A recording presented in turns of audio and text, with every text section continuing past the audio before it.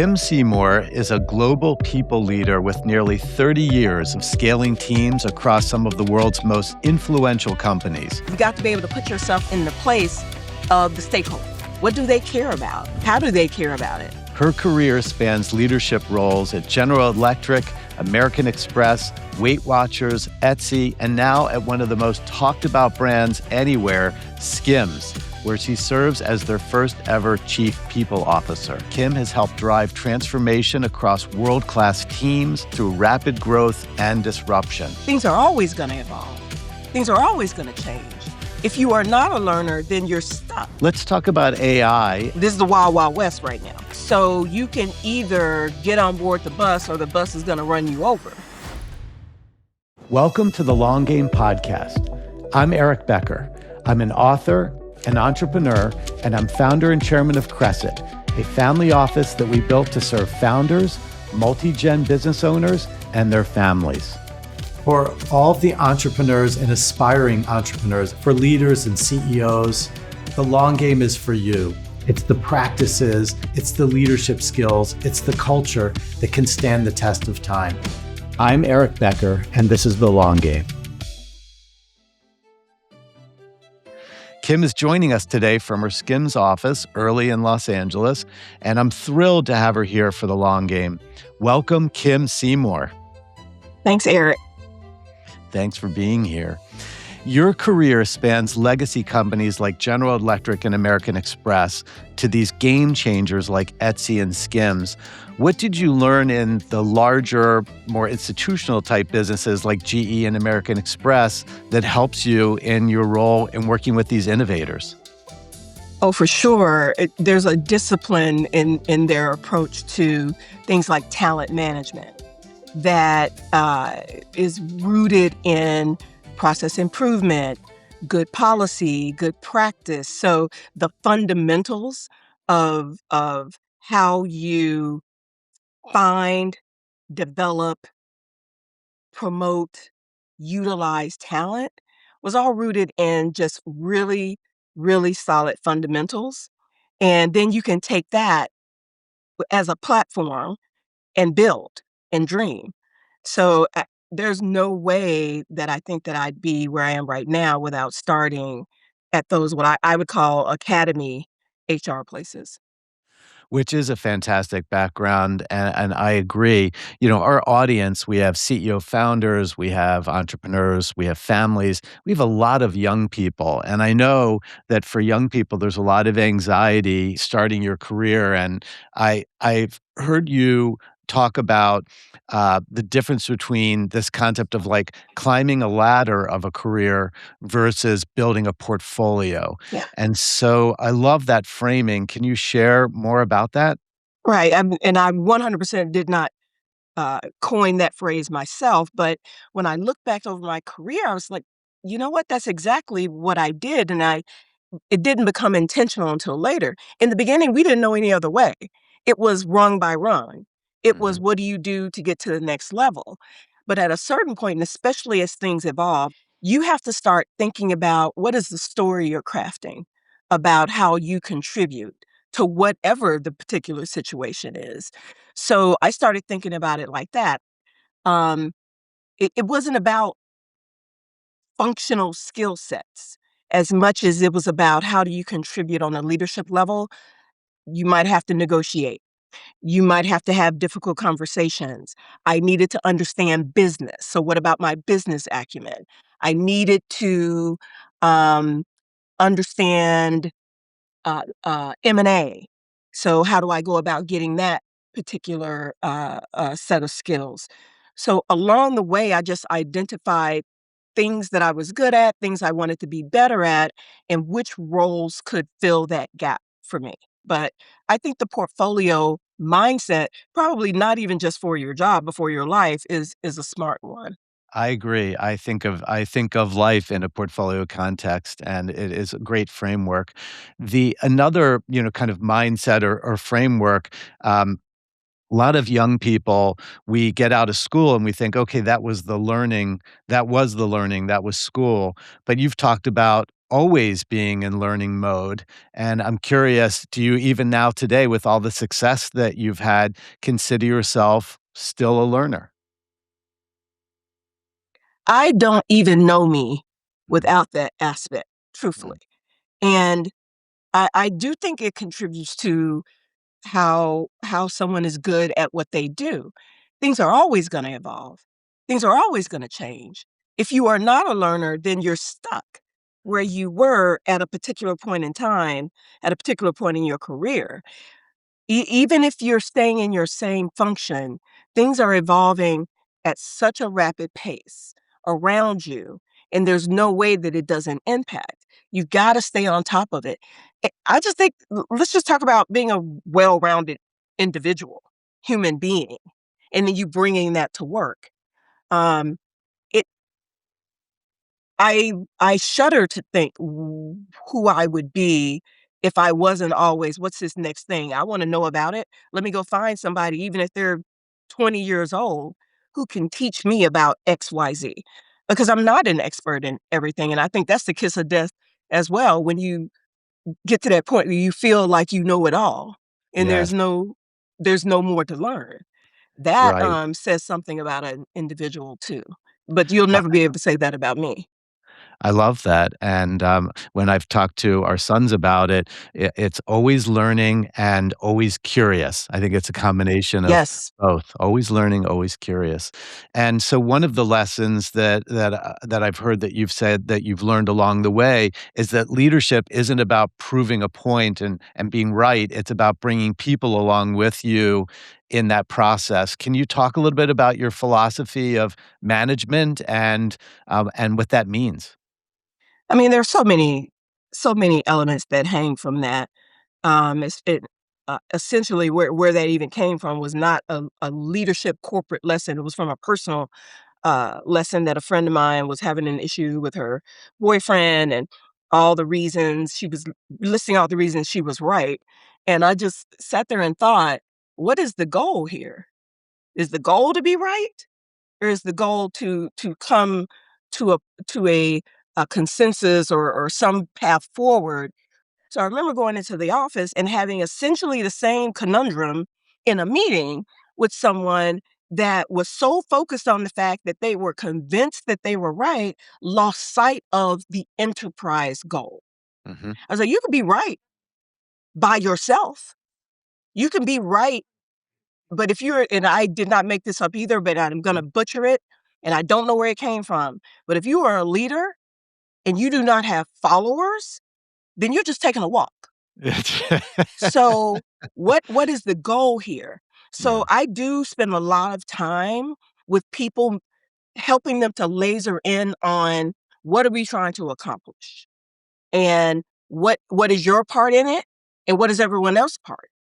And getting people, the what law school definitely helped for me was being able to put myself on the other side of an argument and argue that almost as strongly as I argue my own point of view. But when you're able to do that, several ahas go off about, oh, I don't, that's really not that important. Or I can give a little bit of here, or I can see where they see that. Even if I give them this, we're still on our way down the path of toward the goal that we've both aligned on. But I think it does start with it has to be self last. Right. That doesn't roll off the tongue. Yes. Um, I No, don't it's believe true. necessarily in selfless leadership, but I believe in Yeah. self last. Yeah. Another interesting thing is, I read that at some point you said you had to learn to stop being likable, which is so interesting because, again, I think of young people in our audience and, you're trying to win that first job or you're trying to if you're in sales, you're trying to get the first order, whatever it is, and so there's this element of, where you're trying to be likable, but then from a leadership perspective, that can also become a real challenge, and so when was that moment for you where you said, Oh, I gotta that stop one being I so. had early on. I might not have been able to put a name to it, Mhm, but it occurred to me early on that as long as I am fair mhm, and as long as I am kind, that is so much more important than being a people pleaser Mhm. and being a bobblehead. Mhm. And if I have everyone's best interests in mind, which I do, the path along to improvement or help or development or whatever might not feel great to people, which means I might not be necessarily liked all the time. I had to get okay with that, and I got okay with that very, very early. Again, as long as those other things are in place. I don't think there are many people, there's always somebody, who will say that I am unfair or unkind, and that's so much more important to me. There's an element of bringing everyone with you in a way that is from your perspective, which I also try to keep in mind. Mine is just one perspective. From my perspective, this is more helpful to them in whatever their goal is for their career or for their business. It's great, and, I have many, many different I have all different kinds of friends from the arts to business to, all different fields. When it comes to growing a business and leadership, I feel like the very best people are what you described in that they're both kind, but they have high standards and they're high performing, and they can have difficult conversations or uncomfortable conversations, but do it with their values and still be a kind person. So those are the best leaders. Yeah, I think people know if they know that you're coming from a place of integrity, you walk away with your relationship intact. So I should mention that as well. I put a high value on forming relationships with people. Doesn't mean we're all got to be best friends, but I've got to know enough about what you care about. What is your ultimate North Star for yourself, for your life, for your business, for your team? Um, that I can have that in mind as I'm filtering information because I know where you're coming from. I think so often we're so heads down and things are moving so fast that that part of it is lost a little bit. But I don't know many things that don't have a foundation in a strong relationship of some sort. That way, when you have to be on the tougher side or when you have to deliver a message that perhaps people were not prepared to hear, I've had people still walk away um, thankful, pleasant, Yes, happy right. and Even when dealing relationship with the tough stuff. all these years later. So Amazing. It's interesting on relationships. I've heard, Warren Buffett talk about about how compounding is so important, the compounding of investments over time. Relationships compound too, which is 100%. amazing. That the longer that you maintain and build a relationship, the stronger that relationship gets over time. So it's such an important lesson. Let's talk about culture. Um, Developing a strong company culture is so critical. The best businesses all seem to have the best cultures. What is your take on how culture is built? I think that you've said something like it's 0% of what we say and so much about like what Yeah. we do or who we are. The first time I heard someone talk about that, it was Josh Silverman, who was CEO of Etsy, but before that, he was at American Express, which is where we Hmm. met. And it was like a light bulb went off over my head. And we were talking as we do just about leadership in general, people in general, and how so many companies feel like they come up with the bumper sticker or the t-shirt or the mug or whatever it is, they slap it on there, and then they do something 100% counter to whatever that is. And you have however many employees you have, they look at the bumper sticker, they see what you do, and those two things are not aligned. It has nothing to do with what you say. And it is always who you hire, promote, terminate, and I added tolerate. That is what your culture is. Because we don't tolerate anything that is counter to that. Hmm. We hire on the front end for what we say is important to us. And when you see people rise, fall, it is all in line. And you look at it and say, yep, I see exactly why that happened. Right? That's all I ask, really. I'm a simple person. I would Yeah. just like everything to line up to what we want to put out into the world for our employees and for our customers. I love that. Very authentic.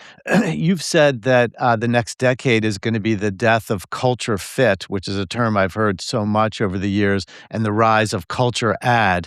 Mhm. What does that mean?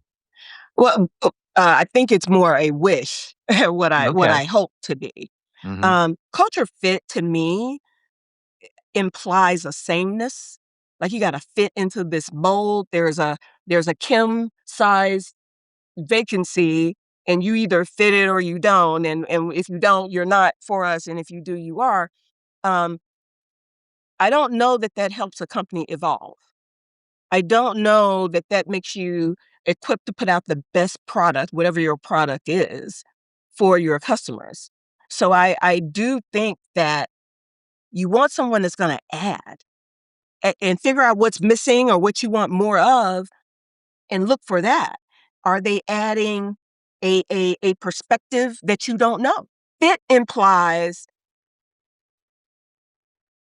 anti-growth mindset, but add to me says, are we going to be better for you being in the room? Hmm.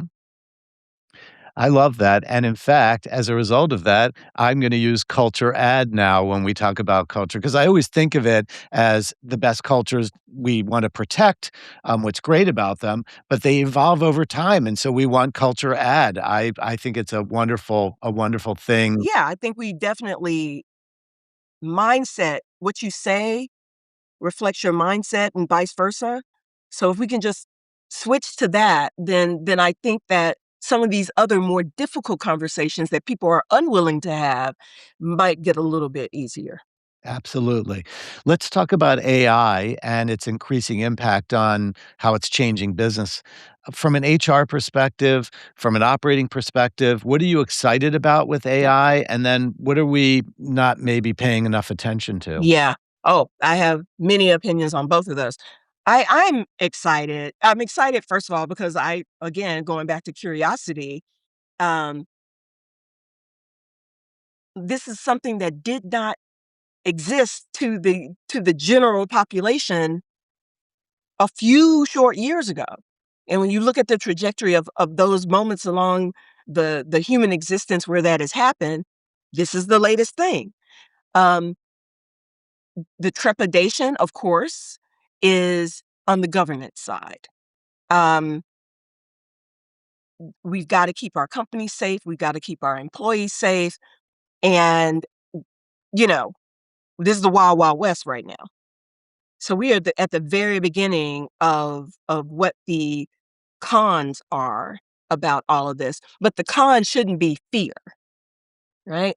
I think be curious, have a healthy risk mindset as far as data is concerned and all of that. But I'm not in that camp of bury my head like this is just gonna blow over. This is not, you know, I kind of felt that way about crypto, and I may have been right about that.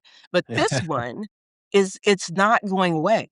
So No, it's you not. can either get on board the bus or the bus is gonna run you over.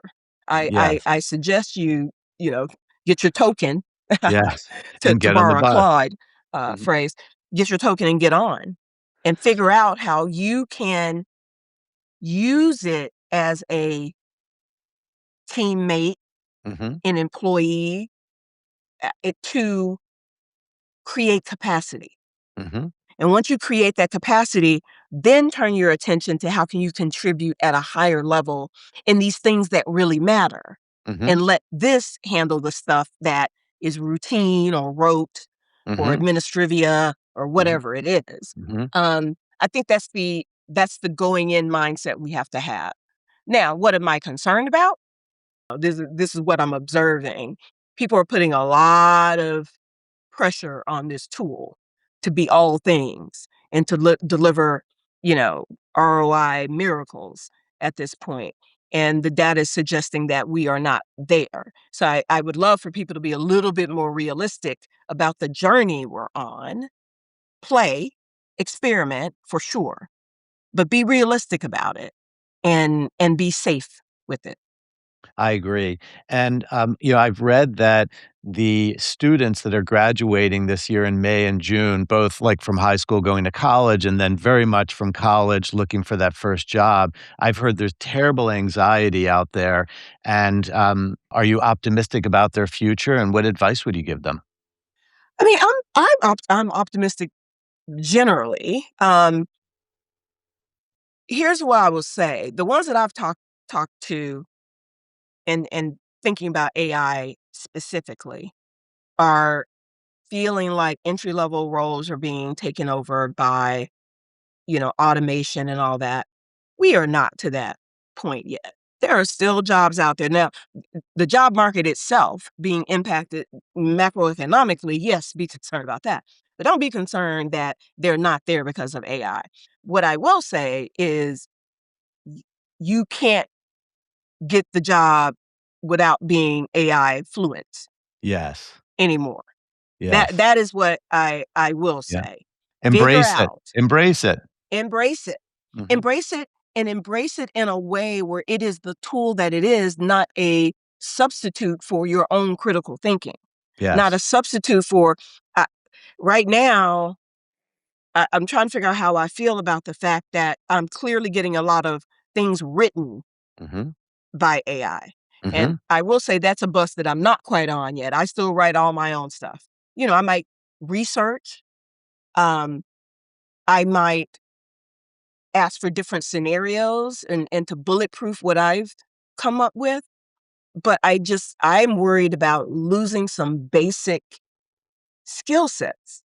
How to write, how to look at things critically and compare them to each other and spot the inconsistencies, which is still a thing with with this tool at this point.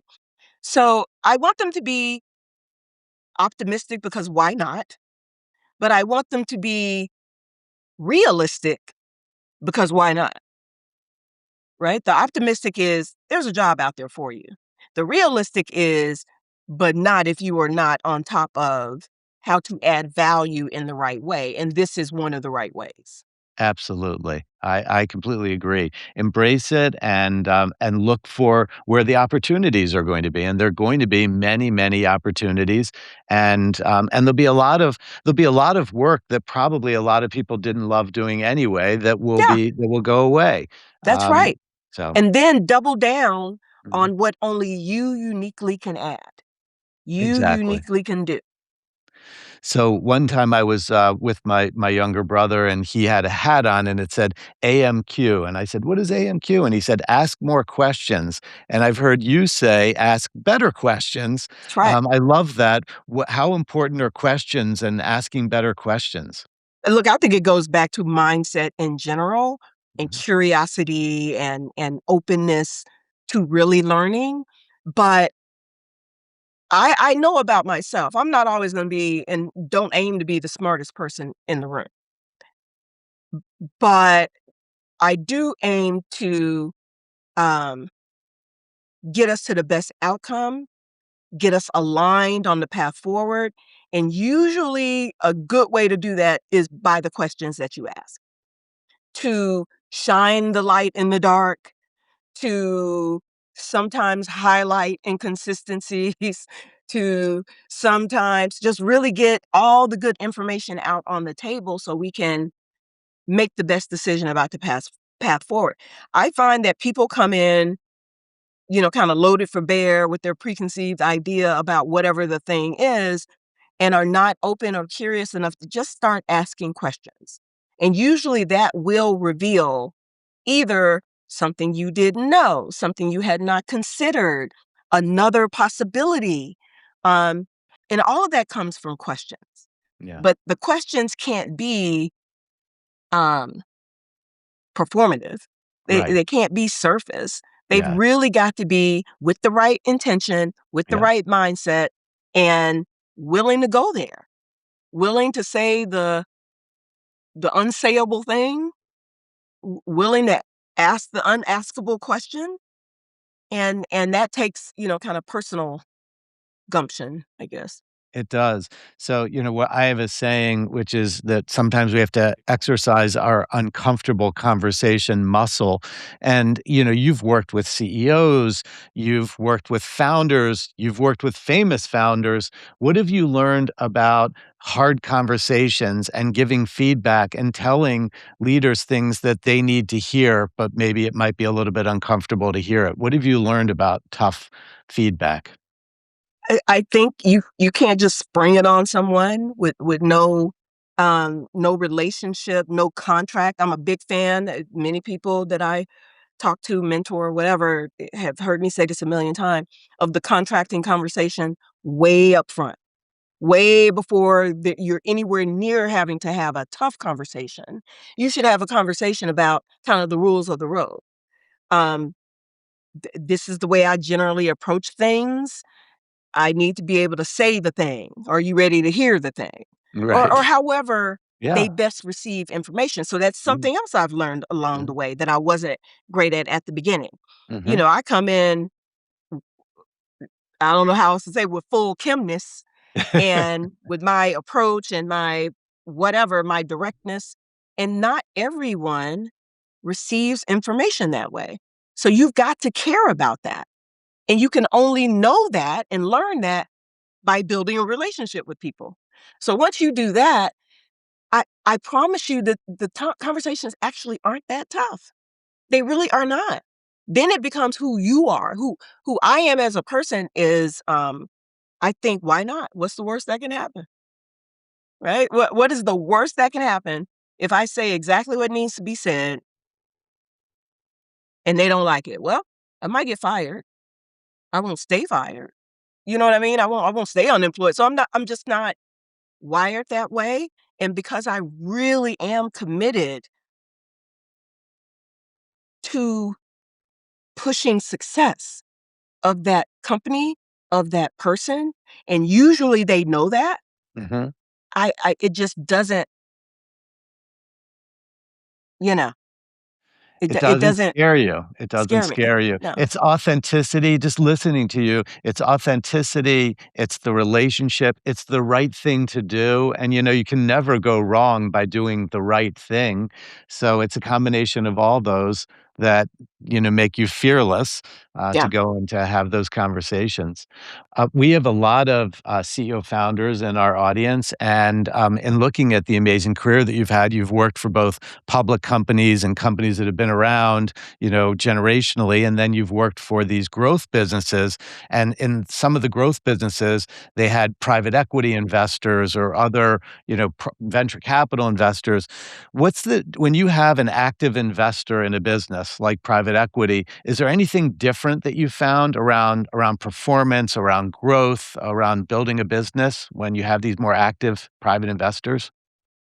Well, yeah, I mean, practically because their goal, depending on, I'll say, depending on their goal, right? If they are very, very focused on the exit, whatever the exit strategy is, that sometimes inform the tolerances from a budget standpoint, from a P&L standpoint, from a profitability standpoint, which does impact what you can and can't do, and how far you can go, so to speak. And the time horizon of tolerance of how long do you give someone to kind of course correct or to pivot? They will, yes, they will have an opinion about that, as they should, because the check that was written was theirs. So you have to be, again, aware and pragmatic about that. And that's again why I very much expect HR people to be business people. You've got to understand the effect of all the levers on the P&L, and you've got to be able to put yourself in the place of the stakeholders, whoever those stakeholders are. What do they care about? How do they care about it? What do they see the ultimate goal of this? What's the time horizon attached to it? That tells you a lot about what you can tolerate on the talent side. I think that makes a lot of sense. Know who's around the table, know what they care about, and then acting accordingly. It makes so much sense. Um, so one of the last questions that I have for you is, I ran this contest some years ago on the best question you've ever asked or been asked, and the winner of that contest, which it became my favorite question, what are you tolerating that you shouldn't be? And in our conversation, you've mentioned a couple of times, like what you tolerate is, it says something. So I ask myself every day, what am I tolerating but shouldn't be? What's a favorite question of yours that either you've asked or been asked? How can I help? I love I that. know that it's such a small, almost obvious Mhm. question, but when I talk to leaders, when I talk to employees, they have these tactical one-on-ones. They have I don't even know what I wouldn't even call feedback sessions or, check the box meetings, all of the things. And from an employee standpoint, you want someone that's in your corner, you want someone who has your back, even if whether they're delivering or not, someone who's gonna help you advance the ball or, from my perspective, just know what reality is. You just don't wanna be surprised. So as a leader, if I don't end that meeting with, "How can I help?" It seems so simple. Say it, ask it, and mean it, Yes. and listen to what they say. And if they are surprised, as some people are, that that question is being asked, they really give you something not real or performative or whatever, ask it again. No, Yeah. really, how can I help? Mhm. I love Particularly if you've that. had a difficult conversation or if you've had Yeah. something that you've put in front of them that you want them to upskill or do better or develop or whatever. It's not all one way, and don't ever assume it is. Yes. So It's a that's the great question. question, and it's actually, as part of our earlier conversation about culture, I think saying, "How can I help?" and authentically saying that is it's culture add. It's culture add to say, "How can I help?" It says a lot about you as a leader, and and then it's really interesting to see what then how someone reacts to that because they may really need help with something, and it'll make them think about that and bring up the next part of the conversation. So I love that question.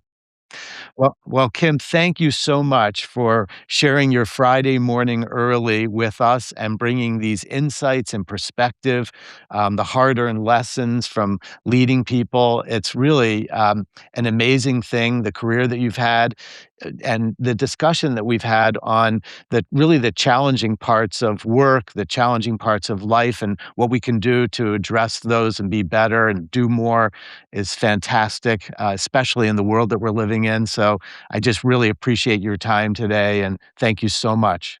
You're welcome, Eric. Before I let you go, if this episode resonated with you, please share it generously and please click the subscribe button below. Send this to someone in your world who's navigating a pivotal moment right now, someone who's staring down a decision and might need the reminder that recognizing the moment is half the battle. See you next time on The Long Game. The Long Game, a Crescent podcast, is intended for information only and is not investment advice. Any company discussed is not a recommendation to buy, sell, or hold any security. Investing involves risk, including loss of principal. Please consult your advisors before making investment decisions.